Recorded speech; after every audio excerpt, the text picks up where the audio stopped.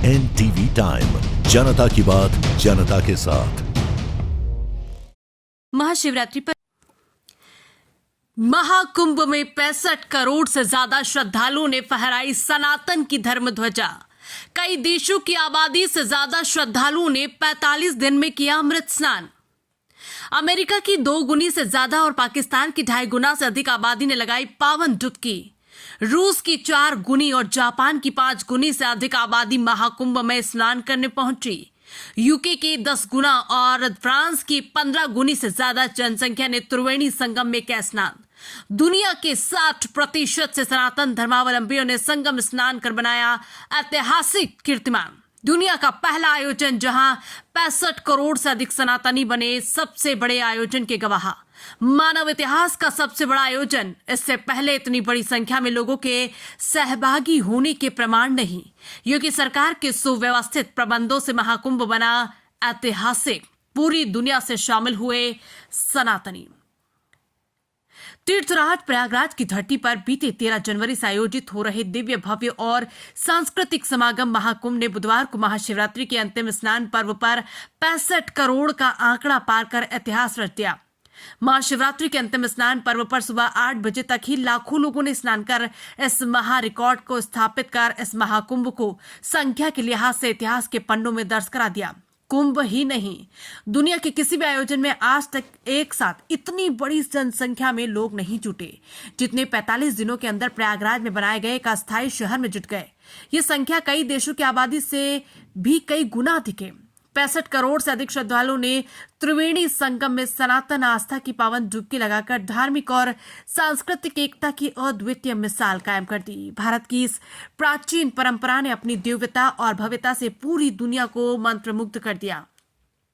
ये सब मुख्यमंत्री योगी आदित्यनाथ के सुव्यवस्थित प्रयासों से संभव हो पाया। कई देशों की आबादी से ज्यादा लोग कर गए स्नान। 65 करोड़ श्रद्धालुओं के किसी एक स्थान पर जुटने का इतिहास में और कोई उदाहरण नहीं दिखाई देता। सनातन के प्रति श्रद्धालु की आस्था, दृढ़ निश्चय और विश्वास का यही फल है कि संगम तट पर इतना विशाल जन समूह 45 दिनों में एकत्रित हो गया।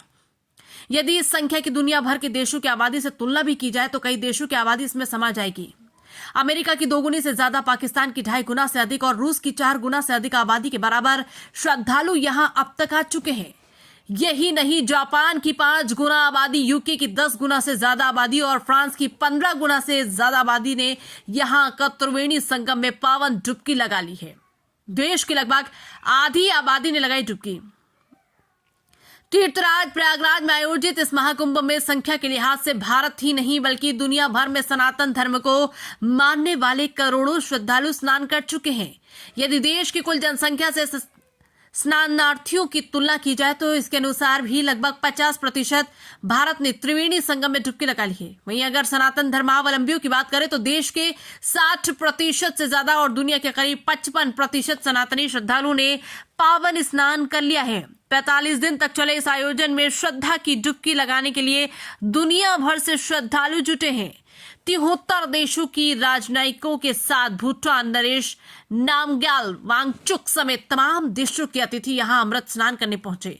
यही नहीं, मां जानकी के मायके नेपाल के 50 लाख से अधिक लोग अब तक त्रिवेणी के पवित्र जल में स्नान कर महाकुंभ के साक्षी बन चुके। इसके अलावा इटली, फ्रांस, यूके, पुर्तगाल, अमेरिका, इजराइल, ईरान, मॉरिशस समेत दुनिया के कोने कोने से श्रद्धालु यहां पहुंचे। सीएम योगी की उम्मीदों के पार पहुंचा श्रद्धालुओं का आंकड़ा। मां गंगा, मां यमुना और अदृश्य मां सरस्वती के पवित्र संगम में श्रद्धा और आस्था से ओतप्रोत साधु संतों, श्रद्धालु, स्नानार्थियों और गृहस्थों का स्नान अब उस शिखर को भी पार पहुंच गया है जिसकी महाकुंभ से पहले ही मुख्यमंत्री योगी आदित्यनाथ ने उम्मीद जताई थी।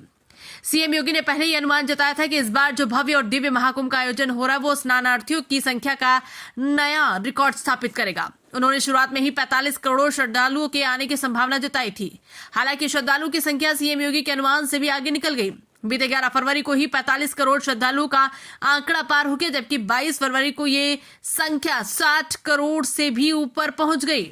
महाशिवरात्रि पर 65 करोड़ की संख्या पार कर इसने नया कीर्तिमान बना दिया।